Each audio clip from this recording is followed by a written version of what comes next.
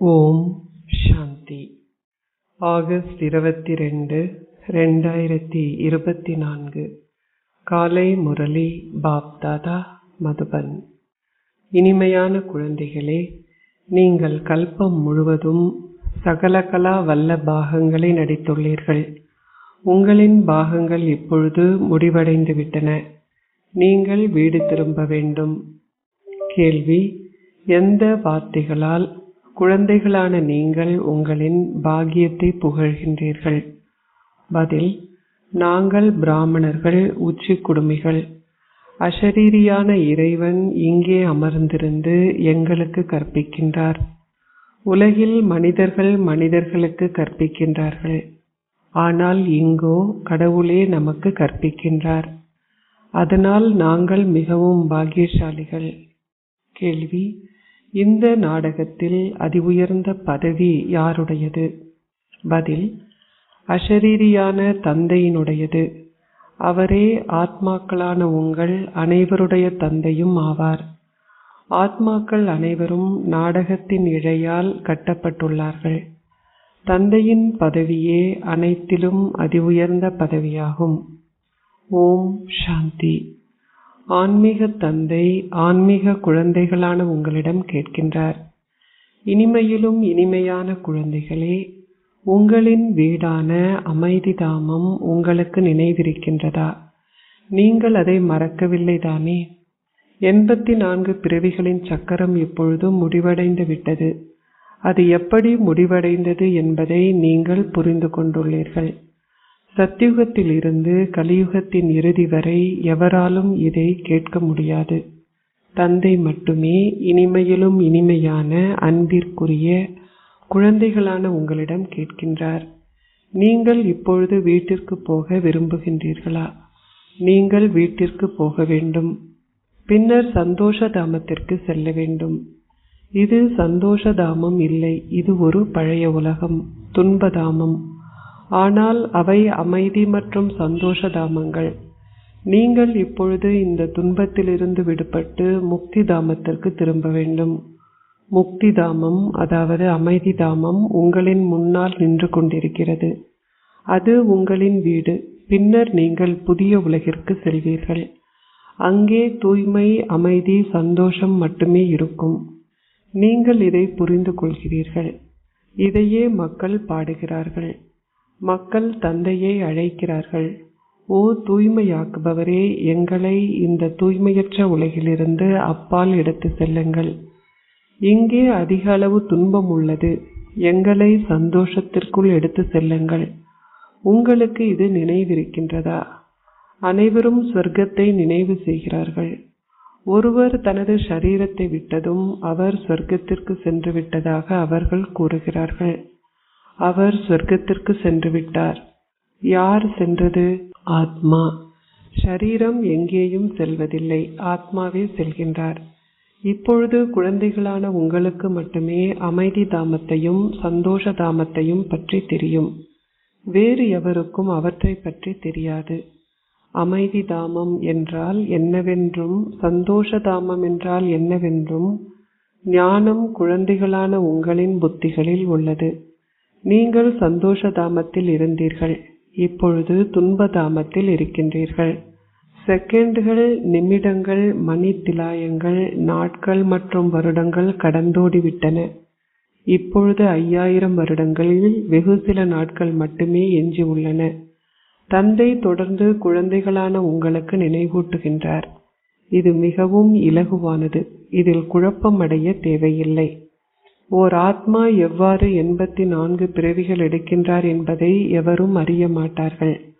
100,000 வருடங்கள் பழமை வாய்ந்ததை நினைவில் வைத்திருப்பது எவருக்கும் சிரமமாகும். இது 5000 வருடத்திற்குரிய விஷயமாகும்.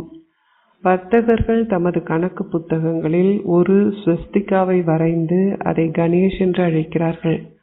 கணேஷும் யானையின் தும்பிக்கையுடன் காட்டப்படுகின்றார். மக்கள் பணத்தை செலவழித்து சித்திரங்கள் போன்றவற்றை வரைகிறார்கள். ஆனால் அது காலத்தின் வீண் விரயம் என்றே அழைக்கப்படுகிறது. உங்களிடம் அதிக அளவு வலிமை உள்ளது. ஒரு காரில் பெட்ரோல் தொடர்ந்து பயன்படுத்தப்படுவதை போன்று அது நாளுக்கு நாள் தொடர்ந்து குறைவடைகிறது. நீங்கள் இப்பொழுது மிகவும் பலவீனமாகிவிட்டீர்கள். பாரதம் 5000 வருடங்களுக்கு முன்னர் எப்படி இருந்தது? எல்லையற்ற சந்தோஷம் இருந்தது. செல்வம் அபரிதமாக இருந்தது. அவர்கள் எப்படி அந்த ராஜ்யத்தை பெற்றார்கள்? அவர்கள் ராஜயோகத்தை கற்றிருந்தார்கள். இதில் யுத்தம் என்ற கேள்வியே இல்லை. இவை ஞான ஆயுதங்கள் எனப்படுகின்றன. இங்கே பௌதீகமான எதுவும் கிடையாது. ஞான ஆயுதங்களே உள்ளன. ஞானம் மற்றும் விக்யான், ஞானமும் நினைவும் என்ற ஆயுதங்கள் மிகவும் சக்தி வாய்ந்தவை. நீங்கள் முழு உலகையும் ஆட்சி செய்கிறீர்கள். தேவர்கள் அஹிம்சாவாதிகள் எனப்படுகிறார்கள். குழந்தைகளான உங்களுக்கு இப்பொழுது மனிதர்களிலிருந்து தேவர்களாக மாறுவதற்கான கற்பித்தல்கள் கொடுக்கப்படுகின்றன. இந்த எல்லையற்ற ஆஸ்தியை எல்லையற்ற தந்தையிடமிருந்து 5000 வருடங்களுக்கு ஒரு முறை நாங்கள் பெறுகின்றோம் என்பதை நீங்கள் அறிவீர்கள். இது ஆத்மாக்களையே குறிக்கிறது. இதில் பௌதீகமான யுத்தம் போன்ற கேள்வியே இல்லை. ஆத்மாக்கள் தூய்மையற்றவர்கள் ஆகியுள்ளார்கள். அதனால் அவர்கள் தூய்மை ஆகுவதற்காக தந்தையை அழைக்கிறார்கள். தந்தை இப்பொழுது கூறுகின்றார், இனிமையிலும் இனிமையான குழந்தைகளே, நீங்கள் இப்பொழுது வீடு திரும்ப வேண்டும். இது உயிர் வாழ்பவர்களின் உலகம். அது ஆத்மாக்களின் உலகம். அதை உயிர் வாழ்பவர்களின் உலகம் என்று அழைக்க முடியாது. நீங்கள் தொலைதூர வாசிகள் என்பதை மீண்டும் மீண்டும் நினைவு செய்ய வேண்டும். ஆத்மாக்களான எங்களின் வீடு பிரம்மாண்ட். நீங்கள் ஆகாயத்திற்கும் அப்பால் சூரியனோ சந்திரனோ இல்லாத இடத்தில் அங்கே வசிக்கின்றீர்கள் என்பது உங்களின் புத்திகளில் இருக்க வேண்டும். இந்த இடத்து வாசிகளான நாங்கள் எமது பாகங்களை நடிக்க இங்கே வந்துள்ளோம். அந்த இடத்து வாசிகளான நாங்கள் எமது பாகங்களை நடிக்க இங்கே வந்துள்ளோம். நாங்கள் எமது பாகங்களை 84 பிறவிகளுக்கு நடிக்கின்றோம். எல்லோராலும் 84 பிறவிகளை எடுக்க முடியாது. ஆத்மாக்கள் மேலே இருந்து மெதுவாக கீழே இறங்கி வருகிறார்கள். நாங்கள் சகலகலா வல்லவர்கள், சகல வகையான பணிகளையும் செய்பவர்கள். சகலகலா வல்லவர்கள் எனப்படுகிறார்கள். நீங்களும் சகலகலா வல்லவர்கள். உலகின் பாகங்கள் ஆரம்பத்திலிருந்து இறுதி வரை உள்ளது. இது இப்பொழுது இந்த சக்கரத்தின் முடிவாகும். அப்படி இருந்தும் ஆத்மாக்கள் இன்னமும் தொடர்ந்து மேலே இருந்து கீழிறங்கி வந்து கொண்டிருக்கிறார்கள். பல குழந்தைகள் இன்னமும் மேலேயே இருக்கிறார்கள். அவர்கள் தொடர்ந்தும் கீழே வருகிறார்கள். வளர்ச்சி தொடர்ந்தும் இடம் பெறுகிறது. ஹம்சோ என்பதன் அர்த்தத்தை தந்தை குழந்தைகளான உங்களுக்கு விளங்கப்படுத்தியுள்ளார். ஒவ்வொரு ஆத்மாவும் பரமாத்மா என அவர்கள் கூறுகிறார்கள். அவர்களுக்கு நாடகத்தை பற்றியோ அதன் கால பகுதியையோ அல்லது அதன் ஆரம்பம் மத்தியமம் இறுதியை பற்றியோ தெரியாது. தந்தை உங்களுக்கு விளங்கப்படுத்தியுள்ளார். தற்சமயம் நீங்கள் அந்த ஷரீரங்களில் உள்ள பிராமணர்கள். சிவ் பாபா உங்களை பிரஜாபிதா பிரம்மாவின் மூலம் தத்தெடுத்து உங்களுக்கு கற்பிக்கின்றார். குறைந்தபட்சம் நீங்கள் இந்த அளவை நினைவு செய்ய வேண்டும். தந்தை எங்களுக்கு கற்பிக்கின்றார். அவரே இறைவன், அதி மேலானவர். ஆத்மாக்கள் அனைவரும் இந்த நாடகத்தின் இழையில் கோர்க்கப்பட்டுள்ளார்கள். ஆரம்பத்தில் நீங்கள் தேவர்களாக இருந்தீர்கள். அதன் பின்னர் நீங்கள் சத்திரிய தர்மத்திற்குள் சென்றீர்கள். அதாவது நீங்கள் சூரிய வம்சத்திலிருந்து சந்திர வம்சத்திற்குள் சென்றதுடன் அத்தனை பிறப்புகளையும் எடுத்தீர்கள். நீங்கள் இவை அனைத்தையும் அறிந்து கொள்ள வேண்டும். முதலில் உங்களுக்கு இந்த ஞானம் எதுவும் இருக்கவில்லை. இது குலங்களின் குட்டிக்கரணம் என்பதை தந்தை இப்பொழுது உங்களுக்கு விளங்கப்படுத்துகின்றார். சூத்ரர்களிலிருந்து நீங்கள் இப்பொழுது பிராமணர்கள் ஆகியுள்ளீர்கள். பிராமணர்களிலிருந்து பின்னர் நீங்கள் தேவர்கள் ஆகுவீர்கள். அவர்கள் பல்வகை ரூபத்தை காட்டுகிறார்கள்.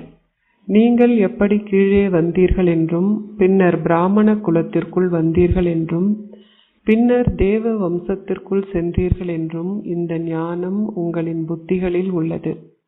பிராமணர்களான நீங்கள் இப்பொழுது உச்சி குடுமியினர். உச்சி குடுமியே அனைத்திலும் அதிமேலானதாகும்.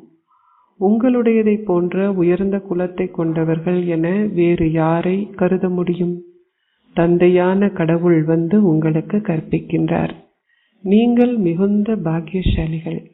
குறைந்தபட்சம் உங்களின் பாக்கியத்தை சிறிது புகழுங்கள். வெளி உலகில் மனிதர்களே மனிதர்களுக்கு கற்பிக்கிறார்கள். இங்கே இது அசரீரியான தந்தை. ஒவ்வொரு கல்பமும் அந்த தந்தை ஒரு முறை வந்து உங்களுக்கு இந்த ஞானத்தை வழங்குகின்றார். அனைவரும் கற்கின்றார்கள்.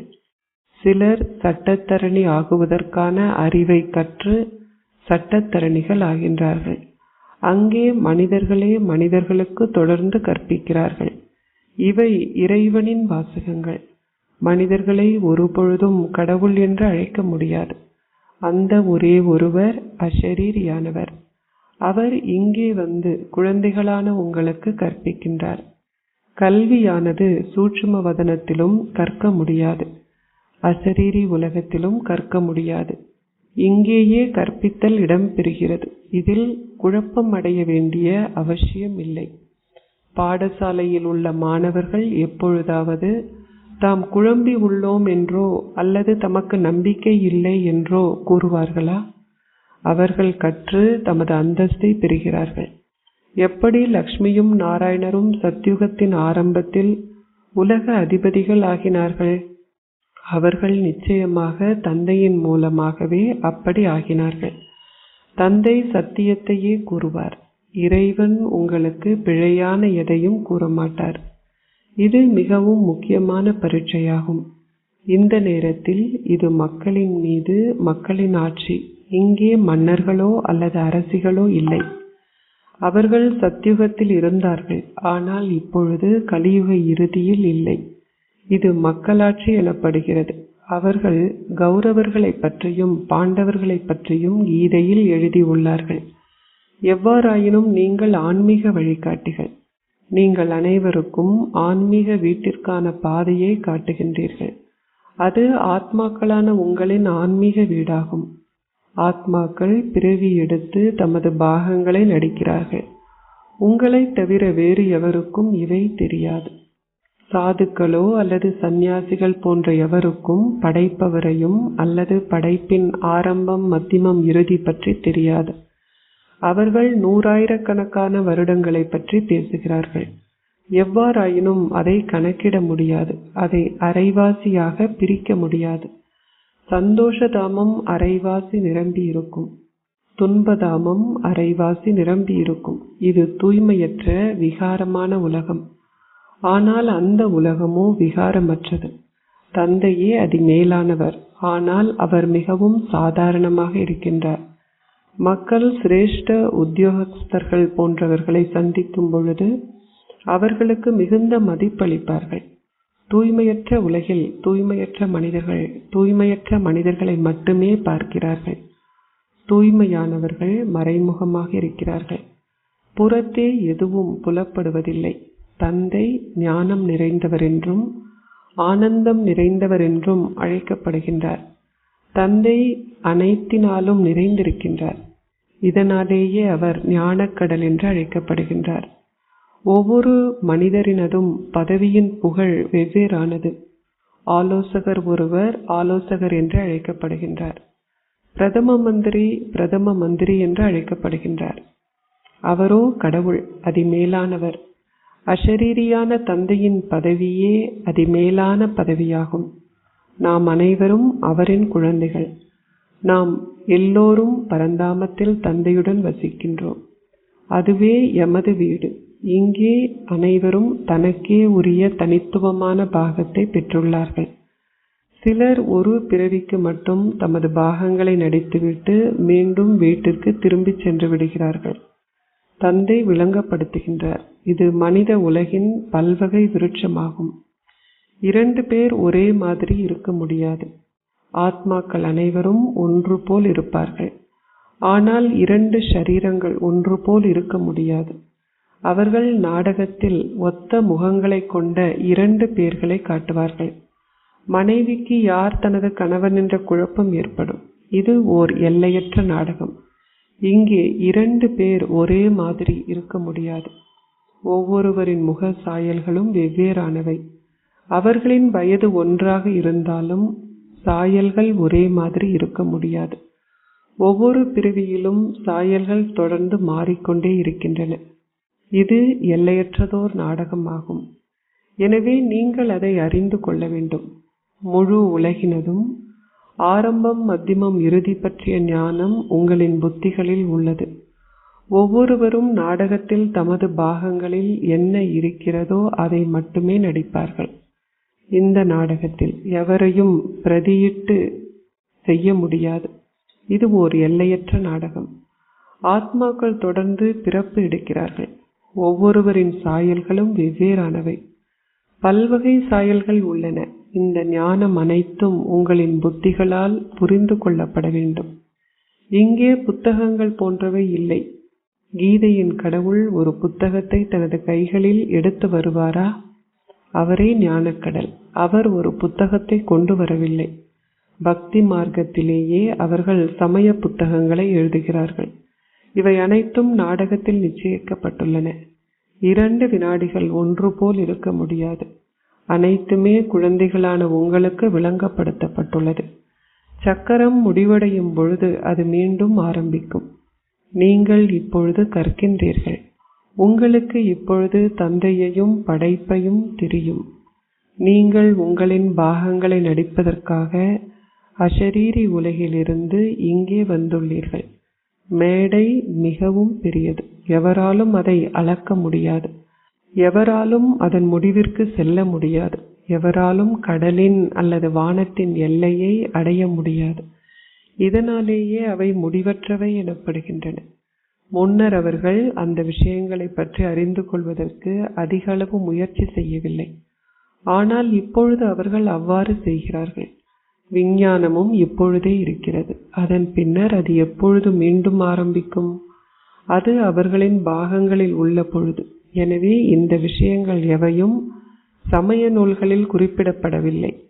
இந்த ஞானத்தை கூறிய ஒரே ஒருவரின் பெயருக்கு பதிலாக இந்த ஞானத்தை கேட்டவரின் பெயரை இட்டுவிட்டார்கள். இவர் அவலட்சணமான ஆத்மா. ஆனால் அந்த ஒருவரோ அழகான ஆத்மா. அவலட்சணமானவர் அந்த ஒரே ஒருவர் கூறியதை கேட்டு அழகானவர் ஆகினார். இந்த ஞானத்தின் மூலமாக நீங்கள் மேன்மையான அந்தஸ்தை பெறுகின்றீர்கள். இது ஒரு கீதை பாடசாலை. யார் உங்களுக்கு கற்பிக்கின்றார்? அமரத்துவ பூமிக்காக கடவுள் உங்களுக்கு ராஜயோகத்தை கற்பிக்கின்றார். இதனாலேயே இது அமரத் கதை என அழைக்கப்படுகிறது. அவர் நிச்சயமாக இதை சங்கம யுகத்திலேயே கூறியிருக்க வேண்டும். சென்ற கல்பத்தில் அதை கற்றவர்கள் வந்து மீண்டும் அதை கற்பார்கள். அத்துடன் தமது அந்தஸ்தை வரிசை கிரமமாக பெறுவார்கள். இங்கே நீங்கள் எத்தனை முறை வந்துள்ளீர்கள்? எண்ணற்ற முறைகள். இந்த நாடகம் எப்பொழுது ஆரம்பித்தது என யாராவது உங்களை கேட்டால் அது அனாதியாக தொடர்கிறது என நீங்கள் கூறுவீர்கள். எண்ணுதல் என்ற கேள்வியே இல்லை. கேட்கின்ற எண்ணமேனும் இருக்காது. சமய நூல்களில் அவை பக்தி மார்க்கத்தின் கதைகள். அவற்றை அவர்கள் தொடர்ந்து வாசிக்கிறார்கள். இங்கே பல மொழிகள் உள்ளன. ஆனால் சத்யுகத்தில் பல மொழிகள் இருக்காது. நீங்கள் இப்பொழுது ஒரு தர்மம், ஒரு மொழி, ஓர் ராஜ்யத்தை ஸ்தாபிக்கின்றீர்கள். அமைதியை ஸ்தாபிப்பதற்கான ஆலோசனை கூறுபவர்களுக்காக அவர்கள் தொடர்ந்தும் பரிசுகள் வழங்குகின்றார்கள். முழு உலகிலும் எப்படி அமைதியை ஸ்தாபிப்பது என சிவ் பாபா உங்களுக்கு அறிவுரை கூறுகின்றார். அவருக்கு நீங்கள் என்ன பரிசு கொடுப்பீர்கள்? உண்மையில் அவரே உங்களுக்கு பரிசை வழங்குகின்றார். அவர் எதையும் பெற்றுக்கொள்வதில்லை. இந்த விஷயங்களை புரிந்து கொள்ள வேண்டும். நேற்றுதான் அவர்களின் ராஜ்யமாக இருந்தது. இப்பொழுது வாழ்வதற்கே போதிய அளவு இடமில்லை. அங்கே 2 அல்லது 3 மாடி கட்டடங்களை கட்டுவதற்கான அவசியம் இல்லை. மர கட்டடங்களுக்கான தேவையும் அங்கே இல்லை. அங்கே தங்கத்தாலும் வெள்ளியாலுமே கட்டடங்கள் கட்டப்படும். அங்கே விஞ்ஞானத்தின் விசையால் மிக விரைவாக கட்டடங்கள் கட்டப்படும். இங்கே விஞ்ஞானத்தின் மூலமாக சந்தோஷமும் அதே வேளையில் துன்பமும் ஏற்படுகின்றன. அதன் மூலமாக முழு உலகமும் அழிக்கப்பட உள்ளது. இது பாம்பியின் வீழ்ச்சி எனப்படுகிறது. மாயையின் அதிக அளவு பகட்டு காணப்படுகிறது. இது செல்வந்தர்களுக்கு சொர்க்கம் போன்றுள்ளது. இதனாலேயே அவர்கள் நீங்கள் சொல்வதை கேட்பதில்லை. முன்னர் உங்களுக்கும் எதுவும் தெரியவில்லை. தந்தை இங்கே வந்து உங்களுக்கு நேரடியாக கற்பிக்கின்றார். வெளி உலகில் குழந்தைகளே மற்றவர்களுக்கு கற்பிக்கிறார்கள். அவர்கள் தமது நண்பர்கள், உறவினர்கள் போன்றோர்களையும் தொடர்ந்து நினைவு செய்கிறார்கள். தந்தை இங்கே அமர்ந்திருந்து உங்களுக்கு விளங்கப்படுத்துகின்றார். நாளுக்கு நாள் நீங்கள் தொடர்ந்து நினைவு யாத்திரையில் பலம் வாய்ந்தவர்கள் ஆகுவீர்கள். அதன் பின்னர் நீங்கள் வேறு எதையும் நினைக்க மாட்டீர்கள். நீங்கள் உங்களின் வீட்டையும் ராஜ்யத்தையும் மட்டுமே நினைவு செய்வீர்கள். உங்களின் தொழில் போன்றவற்றை நினைவு செய்ய மாட்டீர்கள். எங்கேயாவது அமர்ந்திருக்கும் போது மாரடைப்பு ஏற்பட்டு மக்கள் மரணிப்பதைப் போல் நீங்களும் உடனடியாக இறப்பீர்கள். அப்பொழுது துன்பம் என்ற கேள்வியே இல்லை. அங்கே வைத்தியசாலைகள் போன்றவை எவையும் இருக்காது. தந்தையை நீங்கள் அறிந்து கொண்டதும் நீங்கள் சொர்க்கத்தின் அதிபதிகள் ஆகின்றீர்கள். உங்களுக்கு இந்த உரிமை உள்ளது. அனைவருக்கும் இந்த உரிமை இல்லை. ஏனென்றால் அனைவரும் சொர்க்கத்திற்கு செல்ல மாட்டார்கள். அச்சா, இனிமையிலும் இனிமையான அன்பிற்குரிய, எப்பொழுதோ காணாமல் சென்று இப்பொழுது கண்டெடுக்கப்பட்டிருக்கும் குழந்தைகளுக்கு உங்கள் தந்தை தாயாக இருக்கும் பாப் தாதாவின் அன்பும் நினைவுகளும் காலை வந்தனங்களும். ஆன்மீக தந்தை ஆன்மீக குழந்தைகளுக்கு நமஸ்தே கூறுகின்றார். ஆன்மீக குழந்தைகள் ஆன்மீக தந்தைக்கு நமஸ்தே கூறுகின்றோம். தாரணைக்குரிய சாரம் 1. ஆன்மீக வழிகாட்டியாகி அனைவருக்கும் ஆன்மீக வீட்டிற்கான வழியை காட்டுங்கள். நீங்கள் இந்த ஞானம் யோகம் என்ற ஆயுதங்களால் முழு உலகையும் ஆள வேண்டும். இரட்டை அஹிம்சாவாதிகள் ஆகுங்கள். 2. 84 பிறவிகளின் சகலகலா வல்ல பாகங்களை நடித்தவர்கள் இந்த நேரத்தில் சகலகலா வல்லவர்கள் ஆக வேண்டும். நீங்கள் சகல வகையான சேவைகளையும் செய்ய வேண்டும். எல்லையற்ற பல்வகை நாடகத்தில் ஒவ்வொரு நடிகரின் பாகத்தையும் பார்க்கும் போதும் நீங்கள் முக மலர்ச்சி நிறைந்தவர்களாக இருக்க வேண்டும். ஆசீர்வாதம். உங்களின் அழியாத ஊக்கத்தாலும் உற்சாகத்தாலும் ஒரு புயலையும் தூஃபான் பரிசாக தோஃபா மாற்றுகின்ற மென்மையான பிராமண ஆத்மா ஆகுவீர்களாக. ஊக்கமும் உற்சாகமும் பிராமணர்களின் பறக்கும் ஸ்திதியின் இறக்கைகள் ஆகும். சதா இந்த இறக்கைகளுடன் தொடர்ந்து பறந்து செல்லுங்கள். இந்த ஊக்கமும் உற்சாகமும் பிராமணர்களான உங்களின் சகல சக்திகளிலும் மகத்தானவையாகும். உங்களின் வாழ்க்கை வறட்சியானது அல்ல. உங்களிடம் சதா ஊக்கம் உற்சாகம் என்ற பழரசமும் இனிமையும் உள்ளன. ஊக்கமும் உற்சாகமும் சிரமமான எதையும் இலகுவானது ஆக்குகிறது. ஊக்கமும் உற்சாகமும் உள்ள ஆத்மாக்கள் ஒரு பொழுதும் மன விரக்தி அடைவதில்லை. உற்சாகம் புயல்களை பரிசாக மாற்றுகிறது. உற்சாகம் உங்களை எந்தவித பரீட்சைகள் அல்லது பிரச்சனைகளையும் களிப்பாக இருப்பதை அனுபவம் செய்ய வைக்கிறது. இத்தகைய அழியாத ஊக்கத்தையும் உற்சாகத்தையும் பேணுபவர்கள் மேன்மையான பிராமணர்கள் ஆவார்கள். ஸ்லோகம். அமைதியின் ஊதுவத்தியை சதா ஏற்றி வையுங்கள். அமைதியின்மையின் துர்நாற்றம் முடிந்துவிடும். ஓம் சாந்தி.